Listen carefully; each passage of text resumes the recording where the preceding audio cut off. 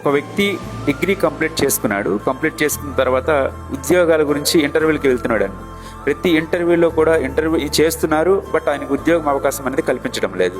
అయితే ఇంకా కొంతమంది ఏం చేసేవారంటే అక్కడ నువ్వు కూర్చో, తర్వాత నేను పిలుస్తామని చెప్పేవారండి, పిలిచేవారు కాదు.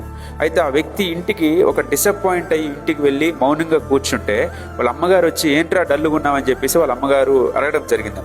వాళ్ళ అమ్మగారికి ఏం చెప్పారంటే ప్రతి దగ్గర జాబ్ నాకు రిజెక్ట్ చేస్తున్నారు, జాబ్ ఇవ్వడం లేదంటే వాళ్ళ అమ్మగారు ఒకటే స్ట్రైట్గా చెప్పారు ఆ కుర్రవాడికి, అరే నీకు మొబైల్ ఉంది కదా, ఛార్జింగ్ ఎప్పుడు పెడుతున్నావు అని చెప్పేసి వాళ్ళ అమ్మగారు అడిగితే ఛార్జింగ్ అయిపోయిన ప్రతిసారి ఛార్జింగ్ పెడుతున్నానమ్మా అని చెప్పాడండి.